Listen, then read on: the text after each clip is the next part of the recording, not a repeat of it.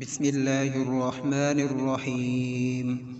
تبارك الذي بيده الملك وهو على كل شيء قدير، الذي خلق الموت والحياة ليبلوكم أيكم أحسن عملا، وهو العزيز الغفور الذي خلق 7 سماوات طباقا، ما ترى في خلق الرحمن من تفاوت، فارجع البصر هل ترى من فطور، ثم ارجع البصر كرتين ينقلب إليك البصر خاسئا وهو حسير، ولقد زينا السماء الدنيا بمصابيح وجعلناها رجوما للشياطين وأعتدنا لهم عذاب السعير.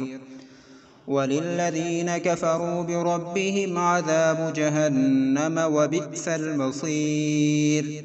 إذا ألقوا فيها سمعوا لها شهيقا وهي تفور، تكاد تميز من الغيظ، كلما ألقي فيها فوج سألهم خزنتها ألم يأتكم نذير، قالوا بلى قد جاءنا نذير فكذبنا وقلنا ما نزل الله من شيء إن أنتم إلا في ضلال كبير. وقالوا لو كنا نسمع أو نعقل ما كنا في أصحاب السعير، فاعترفوا بذنبهم فسحقا لأصحاب السعير. إن الذين يخشون ربهم بالغيب لهم مغفرة وأجر كبير. وأسروا قولكم أو اجهروا به إنه عليم بذات الصدور. ألا يعلم من خلق وهو اللطيف الخبير. هو الذي جعل لكم الأرض ذلولا فامشوا في مناكبها وكلوا من رزقه وإليه النشور.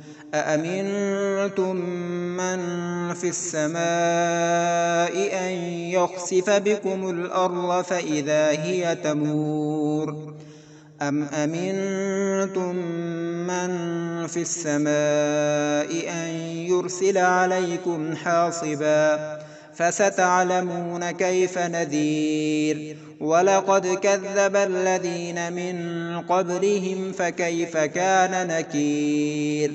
أولم يروا إلى الطير فوقهم صافات ويقبضن ما يمسكهن إلا الرحمن إنه بكل شيء بصير. أمن هذا الذي هو جند لكم ينصركم من دون الرحمن إن الكافرون إلا في غرور. أمن هذا الذي يرزقكم إن أمسك رزقه بل لجوا في عتو ونفور. أفمن يمشي مكبا على وجهه أهدى أمن يمشي سويا على صراط مستقيم.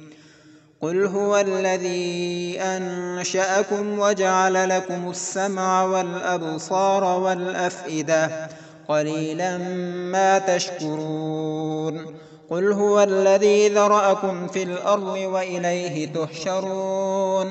ويقولون متى هذا الوعد إن كنتم صادقين.